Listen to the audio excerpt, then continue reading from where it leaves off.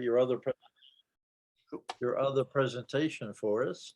So please welcome everyone. Please welcome Scott Honaker, and he's gonna give us our direction finding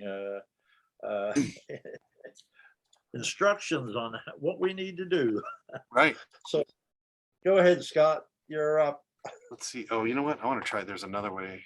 And everyone else, if you wouldn't mind, unless you have a question, muting.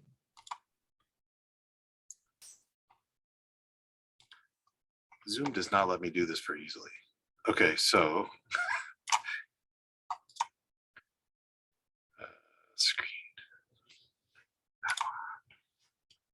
Share. Okay, now what happened? All right. My impression is everybody is seeing this slide deck now, right? That is correct. Excellent. Not me. You have to hold your phone up higher. Yeah. All right. So some time ago, I used to do quite a bit of direction finding where we used to play around and have little fox hunts and stuff. So these are kind of some lessons learned that we did, and we'll talk a little bit about actually kind of putting this stuff on, because it's definitely a skill that you need to cultivate. It's certainly, I mean, I can give you some hints, but when you actually get out in the field and try it, you're going to learn a lot more than I'm going to be able to tell you. So just in general, you know, why do you want to do this stuff? It's useful for locating harmful interference, you know, jammers, stuck transmitters, local noise sources. And then in search and rescue, there's the whole, you know, locating beacons and EPIRBs, and you know, if you've got somebody, more than once we've had people that were lost and they'd have a ham radio or an FRS radio. We could actually talk to them, but you know, being able to find them in some fashion would be super useful. And then of course, you know, the Fish and Wildlife and those guys actually do use it for locating, tracking animals, things like that. So I suspect everybody's had a jammer or a stuck, you know, stuck transmitter experience on a local repeater, right? Is that? That's affirmative. Yeah, we've had them on one of the local ones, SRG. I was going to say, I know just this last week, it was unclear whether initially it seemed maybe there was a stuck transmitter. There was no audio on our, when we did our net on just this Tuesday morning. It hasn't happened in a really long time, and I was a little surprised. And then when we changed channels, it moved with us, which like that seems a little more deliberate. Anyway, so being able to track those guys down is super helpful. The basic theory is pretty straightforward. It's, you know, use triangulation, right? So you take a bearing from 3 different points. The theory is that you'll have a triangle then where those 3 lines intersect, and inside there's a 90% chance that the person you're looking for, the transmitter you're looking for, is inside that triangle. And then as you take more points, as you move around, you can make that triangle be smaller and smaller and smaller until you can actually potentially see the transmitter. One of the tricks, of course, is to not just do the triangulation, but also keep an eye on signal strength. That requires a radio with a useful meter. But of course, the signal strength will fluctuate based on terrain, but that often gives you some additional information than more than just the bearings. We'll talk about that in a minute. So what you need is a radio with a good S meter, because that's super helpful. Most of the Chinese radios, the S meter is more of a, it might as well be like an LED. You either have a lot of signal or you have no signal, and all the values in the middle are useless. A lot of them tend to be overly generous, which, you know, the implication being that this receiver is really hot. You've got a really great receiver in this radio. So it's, so unless you have a really weak signal, everything's strong. So you need to have a radio in either a mobile or handheld, whatever you're using, that has a reasonably accurate S meter. Well, accurate, that gives you some level of detail. You need an antenna of some kind that's going to be useful. A vertical, you can make a vertical work with some practice, you know, like the rubber duck on a handheld. There are techniques that would let you use that. And I've seen people that were really good at it beat people with way better systems. So you can certainly make that work. Loops, we'll talk about these different antennas, but loops is a loop of some kind is a better design. There's also what's called a broadband adcock antenna. That's an even better option. And a Yagi with a cardioid pattern, so a Yagi antenna, but with the elements spaced in such a way you end up with a cardioid. I'll show you this here in a second. That is generally the kind of best antenna. If you really want to get fancy, there's some other things you can look at, which are an adjustable attenuator is super helpful when you start getting near the signal source, because again, what will happen is everywhere you turn, the meter's pegged, and you have no way to now identify where the signal source is unless you have some kind of attenuator to drop that signal back down so that you can actually see the difference on the meter. There's also an adcock device. There's an actual receiver. Well, it's not even a receiver design. It actually lets you hook this thing. It basically switches between a couple pairs of antennas really quickly, and you can hook this to your radio, and it'll actually create a tone on your radio as you tune away or into a signal. And that tone can be super helpful. It's pretty accurate, in finding the source. And then, of course, finally, the most sophisticated, the really fancy units, what you'll find, commercially, you'll see it on police cars. They have 4 antennas on the roof array, in a diamond pattern or a square pattern. You'll often see them on Coast Guard vessels. They'll have 4 dipoles on a mast. Those are what's called a Doppler direction finding unit. And those are really good designs. And they also tend to be quite expensive, at least the commercial versions, but there's some other solutions there too. So the vertical antenna, it's super simple. It only really gives you signal strength. So you really have to have a radio with a decent meter, and ideally one that has a radio that's well shielded. The way it works is you use your body, you hold the radio up next to you, and you watch the meter as you turn around. And ideally what happens is as your body is between you and the signal source, you'll see a dip in the signal strength in the meter. And when you see that little dip, you know that the signal your transmitter you're looking for is directly behind you. And some of us obviously offer more shielding than others when you're trying to do this body blocking technique. But it's reasonably effective. Of course, you don't get a really nice solid null, right? I mean, you can't say, I'm facing, 92.5 degrees, therefore the signal is going to be at 100 or 268 degrees. It's not remotely that accurate. But if you get enough readings, the nice thing about it is you can do it pretty quickly. You pop out of a car with a radio, hold it up, spin around, it's that way. And then you can start driving that way and do it again and again and again. It does generally work with a stronger signal, and obviously you need a well-shielded receiver. If the receiver is picking up RF from all kinds of places in addition to your antenna, it's not quite as effective, especially when you get close. When you get closer, you'll probably need to remove the antenna even to reduce the amount of signal coming into the radio. You can also tune off frequency a little bit to further reduce the amount of signal that you're seeing so that it stays within the variation of the meter or the scope of the meter. And of course, I say here a high skill level required. You definitely need to practice it. It's not something you can probably go out and be super successful with the first time you try. So loop antennas, there's big multi-coil loop. Well, you've seen the big magnetic loops on HF. Those are actually very directional antennas. And this is a 2-meter loop from Arrow. And it's actually a resonant antenna, and you can actually transmit through this. They're certainly more common at HF. They are pretty compact, certainly on HF, right? Because it's going to be a loop that's going to be a couple feet in diameter. And even this, is only going to be, well, you can see there, it's 7 inches wide by, what is that, about 7 inches tall. So it's not, and that's for 2 meters. That's not a terribly large antenna. So it's easy to put on your radio and hop in and out of the car with.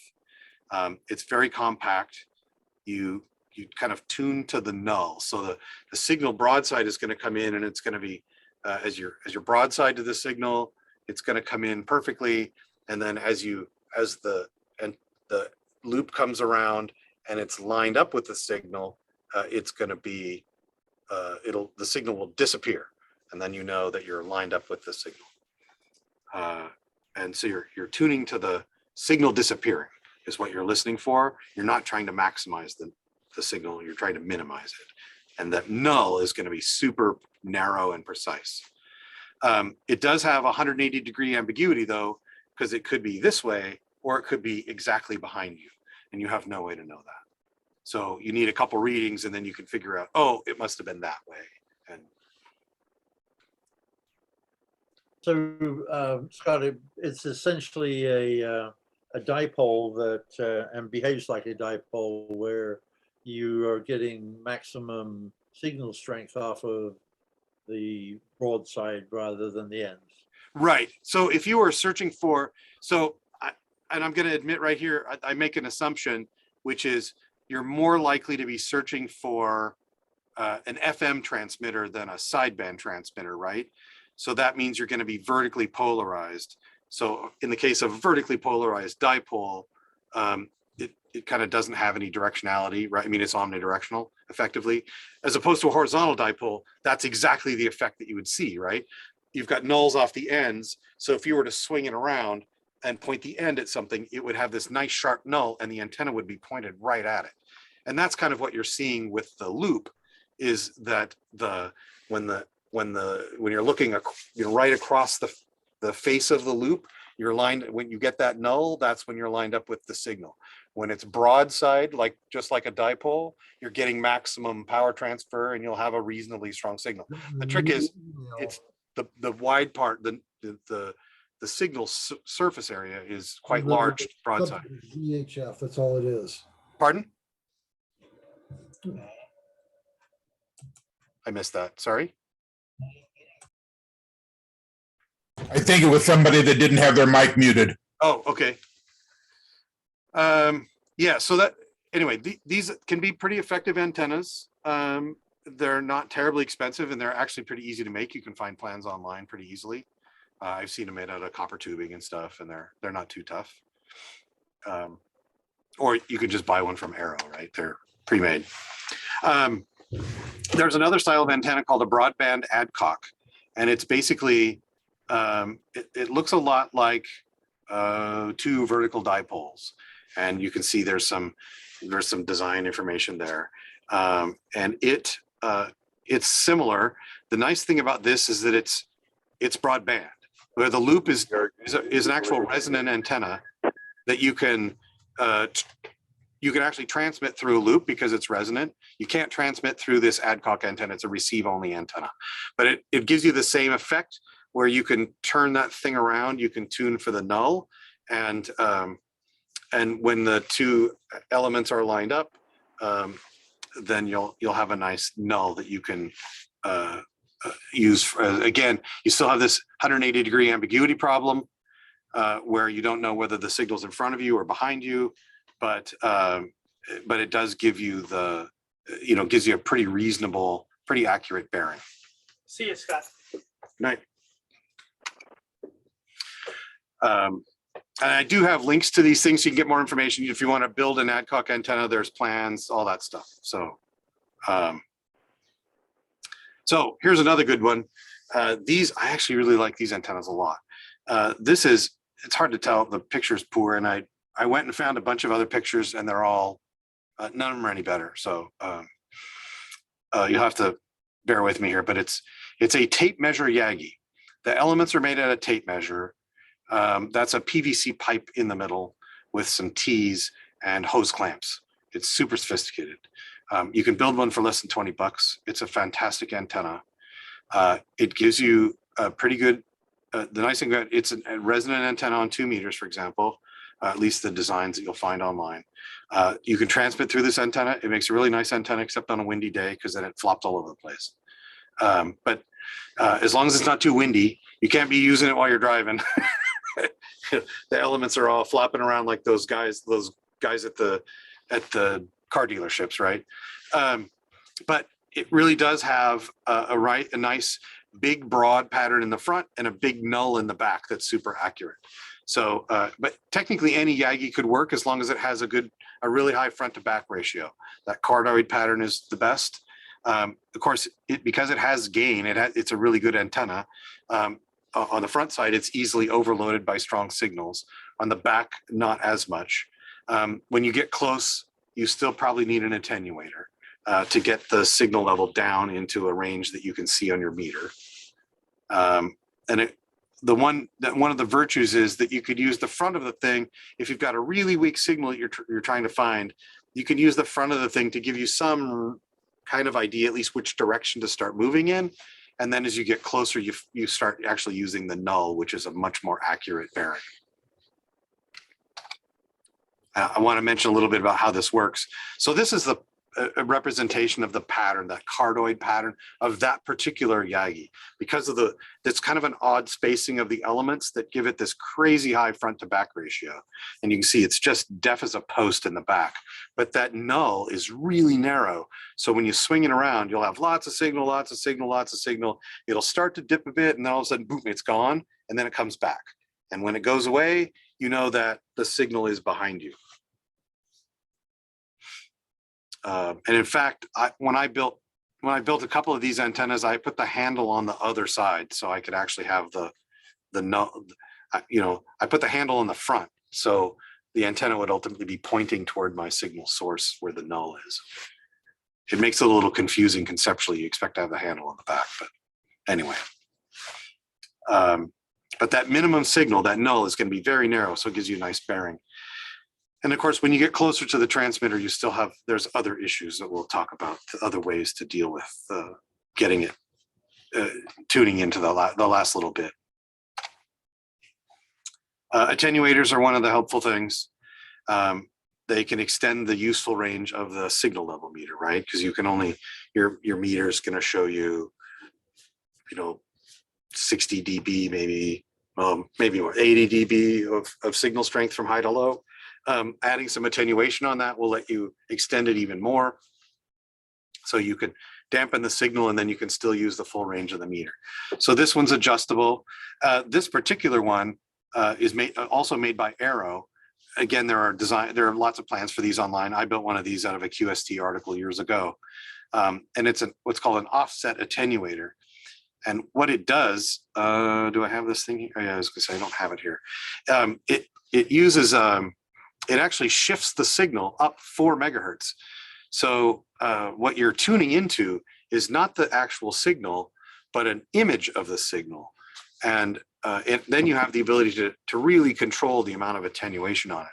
And the problem you have if you just put an attenuator on the same frequency is that if the radio is not well shielded and the attenuator isn't well shielded, and you don't have 100% shield on your feed line and everything else, you've got the energy from this signal is leaking in all over the place, which makes the readings you get very ambiguous. And when you shift the signal off, then none of that other energy is coming into, because you're looking at a different signal. So if you're trying to find an APRS transmitter on 144.390, and you shift it 4 megahertz up, now you're looking at 148.390. Well, none of that 144.390 coming in through the coax or anything else is going to have an impact on that shifted signal.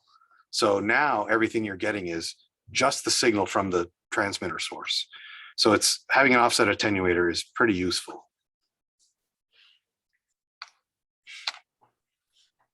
So here's the Adcock device. You can see it's kind of two dipoles. This is the handy finder. You can buy these things as a kit for, I think they're under $50. They're not terribly expensive. And you have it's 2 little dipoles effectively. And the little chip in there basically is switching between those 2 dipoles at 500 hertz or 1000 hertz or something like that. And as you tune around, what you'll hear this woo, woo, and it'll hum at that frequency as you're turning around. But when you get the 2 signals in phase, that tone goes away. So when they're out of phase, when you're pointed off some other direction and they're arriving at those 2 antennas at a different time, you get that hum. And so you basically just swing that thing around until it stops humming. And now you know the direction of the signal. Again, you still have the, the 180 degrees of ambiguity. So you don't know whether it's in front of you or behind you, but you do know that those two antennas are now lined up with your signal. Can I ask a question? Sure. On this adcock device, is it limited to one frequency or is it a wide frequency? It really is limited to a specific band, like a relatively narrow range of frequencies. You can build these things with different antennas. I mean, you could, if you have adjustable antennas and stuff, you can actually make it work. So I've seen other ones like this. This one looks like it actually uses, I can't remember. It's been a while since I looked at the website. I can't remember, but I know other people have put like telescoping whips. They'll get little, like replacement radio whips and solder those on there. So you can make them work for different frequencies. And even if you're off frequency a little bit, it adds to a little ambiguity. It's not going to be quite as precise, but it certainly will get you in the right direction. Thank you. And of course, this is not a gain device, right? So weak signals could be a problem, and it makes it a little difficult to hear the tone when the signal's not very strong, because then the heterodyne that it creates is also not very strong. So, but they can be pretty effective. And of course, strong signals, once you get close to the source, where you've got, let's say you've got a stuck transmitter that's in a neighborhood or something, or certainly in an urban environment where you've got buildings, you could have multipath coming from everywhere, and you're just going to hear this wow, wow, wow, wow, wow, wow as you're turning it around. And it's like you're getting signal from all over the place. So it's really hard to identify which one is the right one. And there's no good mechanism to attenuate that signal on these devices. So that's the limitation. They'll get you there pretty quickly. They can be pretty compact. But once you get close, it becomes harder to use them. So here's it used to be pretty common. Ramsey kit. The Ramsey guys used to have a Doppler direction finder. There were a couple other places that had some really nice Doppler direction finders, and they tend to run a few $100s, so they're not inexpensive. Actually, this one, it looked like, I looked on Ham Radio Outlet, and it looked like it was about $600 right now. And it was unclear if that was with or without the antennas, because MFJ shows it with the antennas, but I think the HRO site said the antennas were separate. So that was a little vague, but anyway, they have this unit. Again, there's the 4 antennas like you'll see for the low jack systems on the police cars. 4 antennas go into the little magic box. It's actually kind of similar to the adcock device where it switches between them really quickly. It measures the phase angle between the different antennas, and it can give you a very accurate bearing. So what you see on the face of the thing is the actual bearing to the signal relative to the location of the antennas on the car. And the nice thing is it gives you about 5 degrees of accuracy, so it's pretty accurate. And the bearings are provided in real time. So as you're driving down the road, you'll see, you'll consistently see whatever this, I put my glasses on, see if I can read what this says. 358 degrees, 358, 359, 358, 359, 360, or whatever, 0 again, blah, blah. You'll see it bouncing around. You'll see a 90, because obviously you just went by something that's reflecting the signal, right? Some metal building or something, it'll whack over there real quick, and then it'll be back to 340, 349, blah, blah, blah. And it'll be back in that range. So you'll see generally the signals are coming from a consistent direction, and that's the direction. And you'll be within about 5 degrees, assuming the geometry of the antennas on your vehicle or tower are done well. Yeah, so when you say it will show 349, is that compass degree indicators? That's bearing relative to those antennas. So as you're driving, it's going to be relative to your vehicle direction, for example. If you were to mount it on a tower, if you were to use tower mounted dipoles, obviously you'd probably want to align them true north, right? So then you would actually have like true bearings, or you could magnet, however, it's going to be based on the antenna alignment.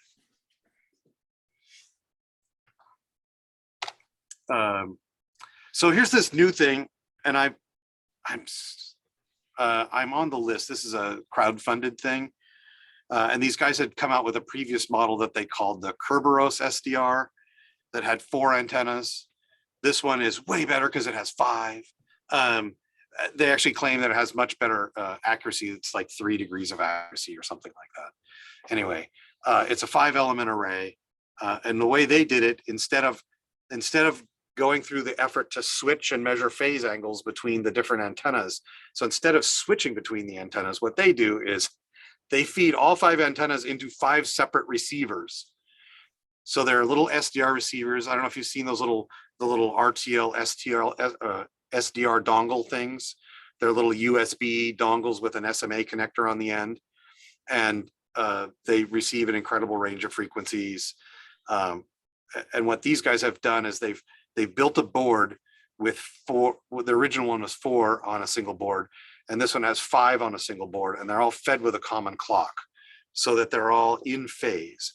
And it makes it easy for them to then measure the phase difference just by having a whole receiver there, 5 of these, and then they measure the phase angle between each of the receivers. And from that, then they can calculate the bearing.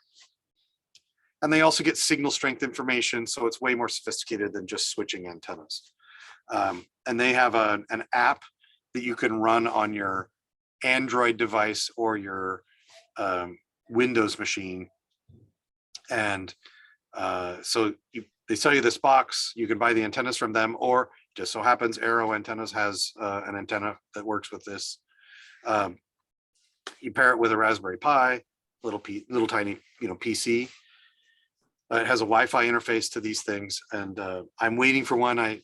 My plan is we have our search and rescue guys have a project they call Project Care Track, and they use it on generally dementia patients. They can put a little bracelet on them or it's a little ankle thing, and it's very, very thin. It's a very weak transmitter. It's about 216 megahertz. Every patient gets their own frequency. They're only off by a couple kilohertz. And if they walk away, they have these very expensive Doppler direction finding systems that they use in their vehicles to go find them.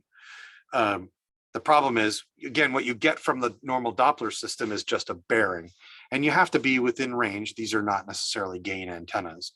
So and of course the transmitters on these bracelet things are very small.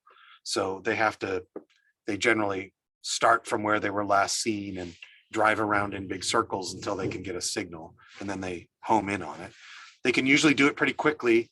You've got elderly patients often out in the cold and the weather that won't necessarily last long if they're out too long. Anyway, so the trick is they've been spending thousands of dollars for their commercial Doppler systems. And I'm thinking I could put one of these together for a few $100s, and it's not going to give me just a bearing, but on the Android device, it'll actually give me a Google map and start shading in a Google map with colors and start telling me where I should drive. And the red area you can kind of see in that little picture. The red area is the likeliest area based on where you've been driving, and so it makes it easy to quickly converge on a space and drive right to the transmitter. They have some videos online if you want to check this out. I'm like a schoolgirl waiting for this thing to show up. It's driving me crazy. I really want to try this thing out. It looks very, very cool. The videos that show these guys driving around town and locating different transmitters. But and I think this ought to work for. Again, it's not going to be inexpensive, but it'll be. I think I can do it for in the $400 to $500 range, which actually makes it less than that MFJ box. That's just giving me a bearing, and I'm going to get a nice map on a device. They're not made in the Ukraine like the radio experts, are they? I don't remember where they're made. It's not. Yeah, it wasn't. Well, one of the guys. Well, I know that I've talked to the developers in the past, and I think one of the guys is I think he's in Australia, actually. Yeah, it's Australia. No, I was thinking New Zealand, Australia. He has a funny accent, but it's not Ukrainian.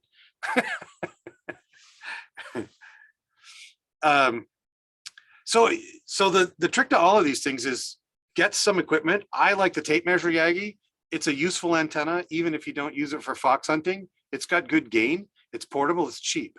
So make an antenna, buy an antenna, whatever, and try some of these techniques. Create, I would recommend, defining pick a day when the weather's decent and get outside and define a confinement area. So, you don't have people driving all over the planet trying to find a signal because they got sent off in some weird direction. It could be as small as just a park and people are walking around with their equipment, or it can be, countywide or something, whatever.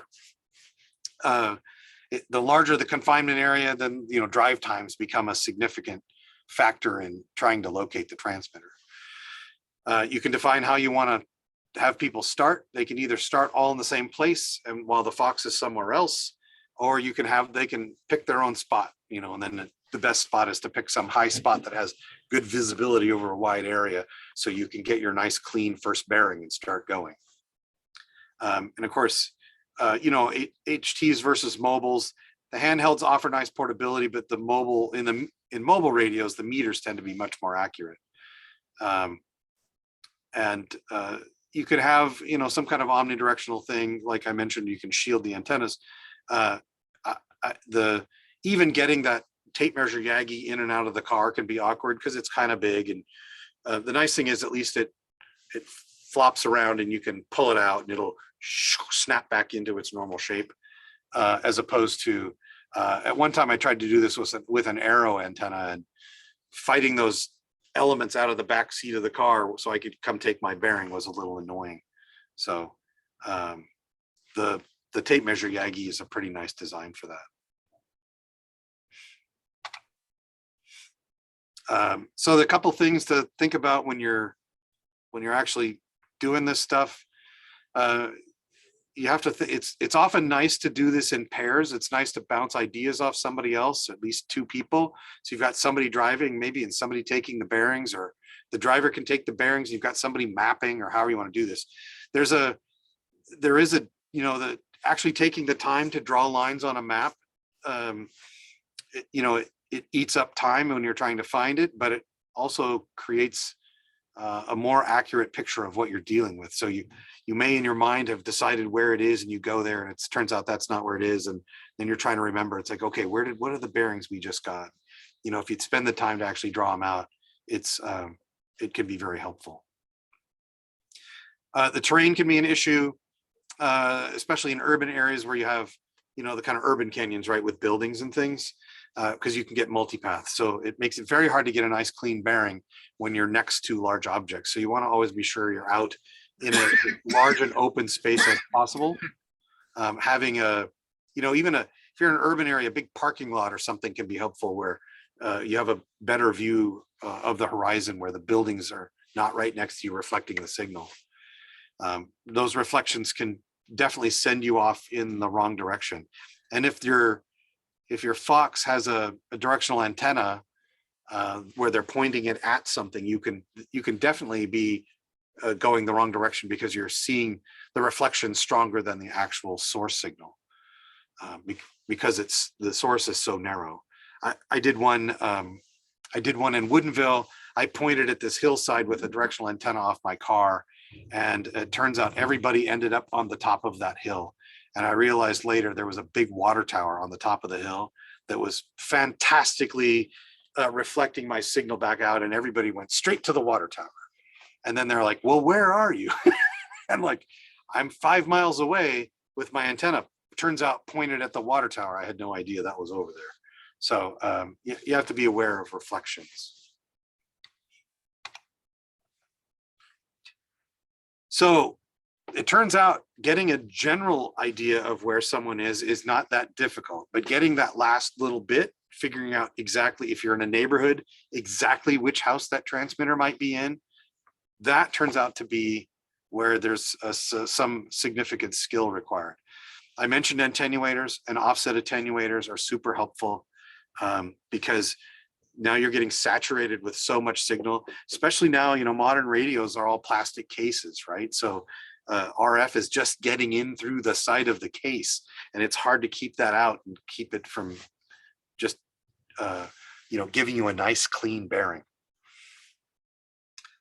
So one of the things you can do with the like a body blocking technique is you can actually remove the antenna from the radio entirely and just use the radio. Again, this works better with if anybody still has a radio with a metal case on it, that's ideal. And you can actually just remove that antenna.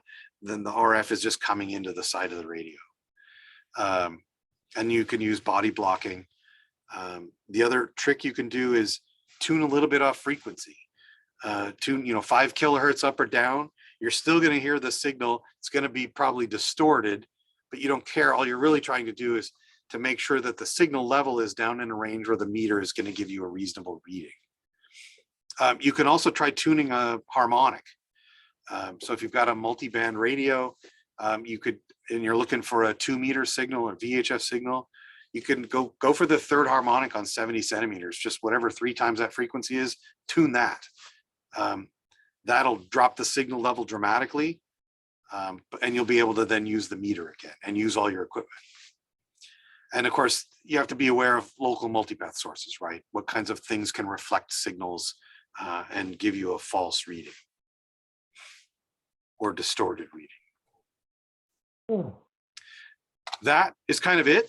I have some fun links, and I'm happy to send you this. The Homing In site is a really fantastic site for learning all about radio direction finding and doing fox hunts and all that stuff. If you want more technical information on different types of radio direction finding systems, I mentioned Adcock devices and Doppler and blah, blah, blah.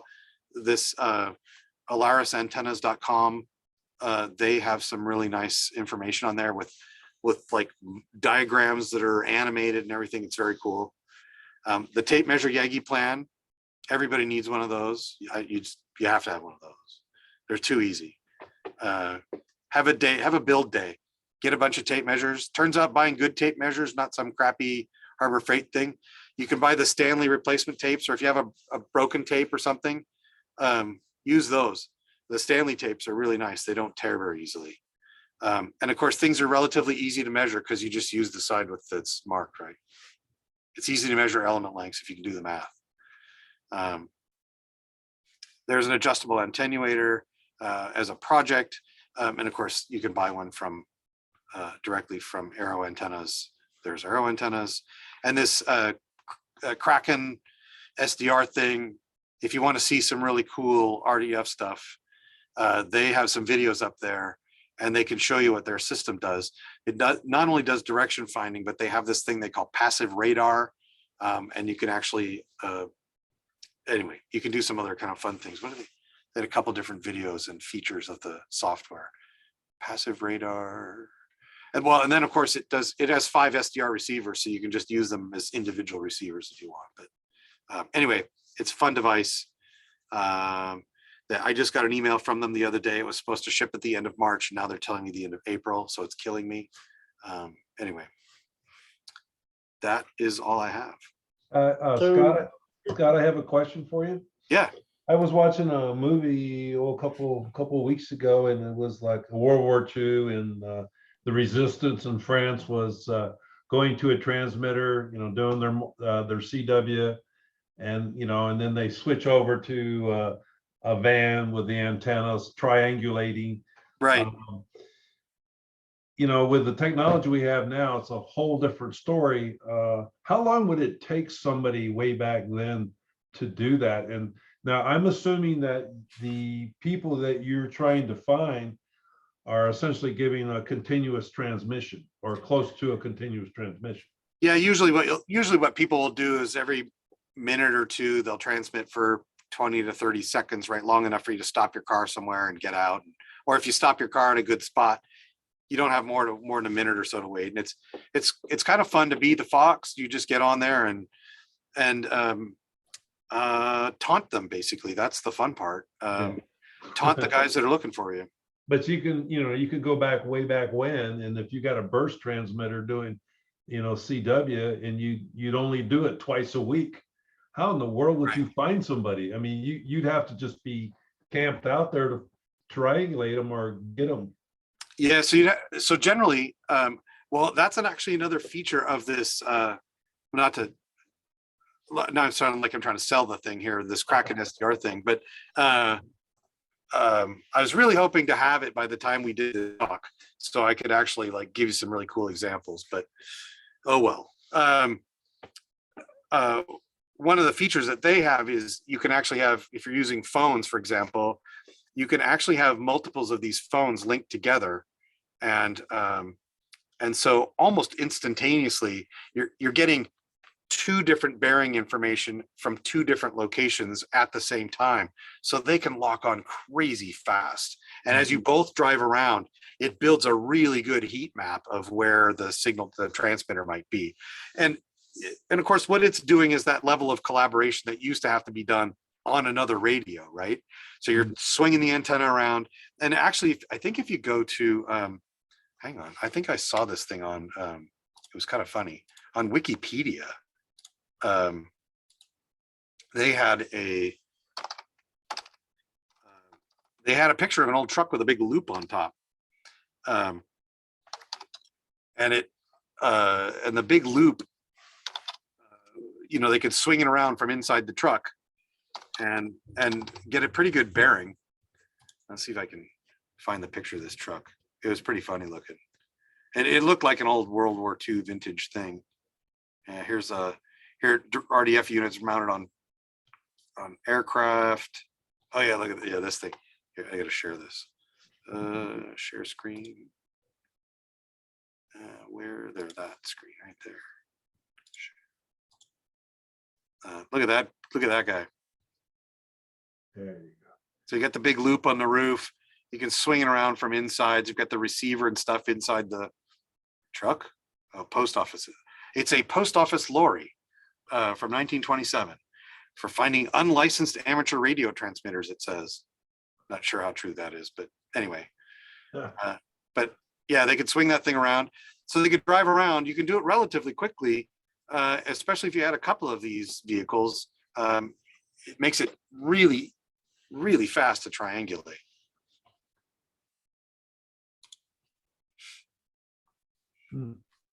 So, Of course, what I've always wanted to do, and I had some conversation with our local radio guys.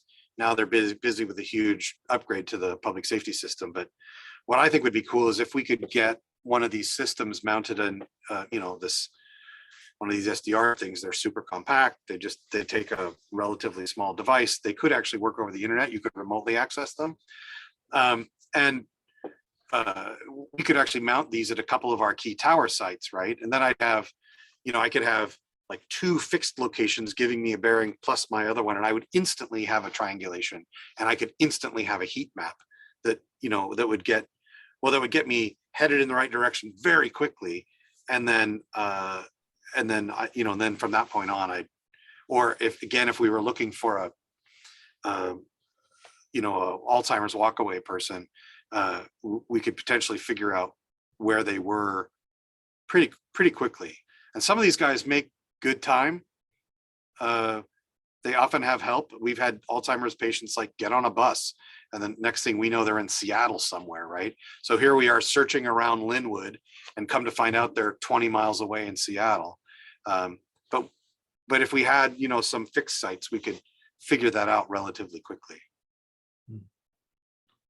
I have a couple of questions, Scott, and one comment. By the way, the British use those for finding people who haven't paid for a television license, because in Right. Britain, The you BBC. pay for per television. So Right. even if you rent an upstairs room to somebody and they've got a television there, they have to have a license. So it's per television.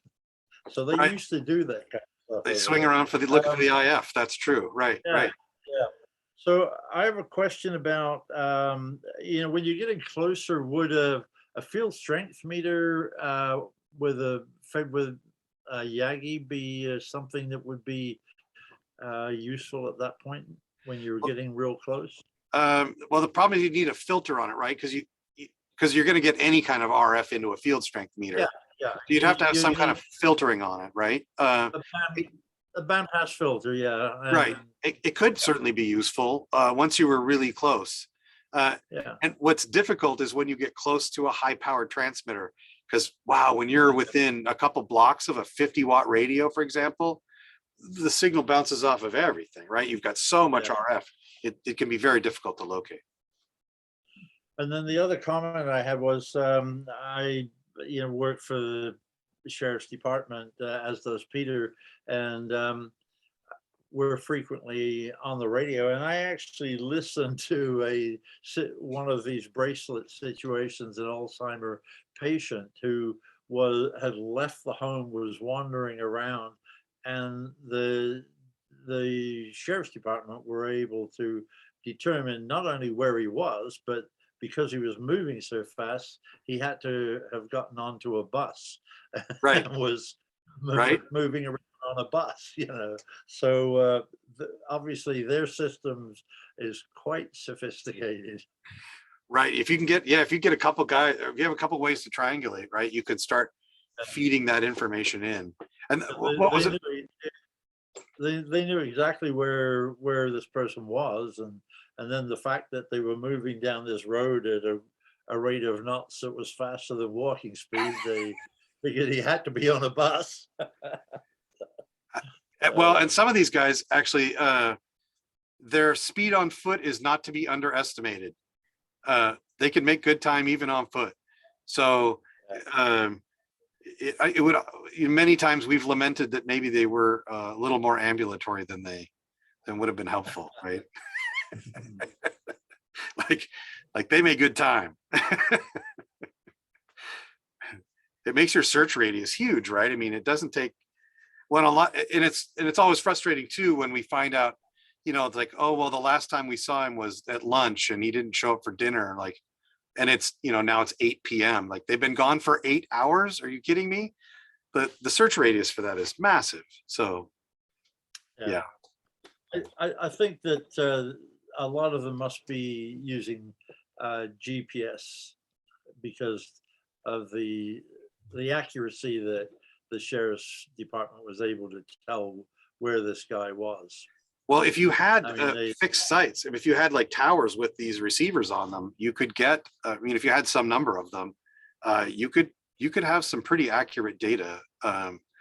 These, again, if you take a look at the videos on that Kraken SDR thing, you can imagine a network of these that would get you a pretty fast number. The problem with GPS systems is that they require some amount of power, and you'd have to have a pretty big battery pack to run for very long, or it does one of those, it does a little, it tries to get a fix and then it does a little ping and then it goes back to sleep for a while, right?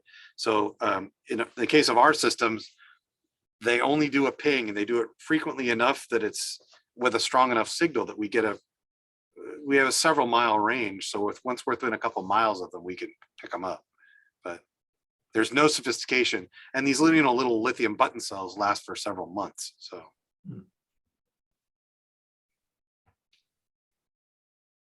does anyone else have questions for Scott?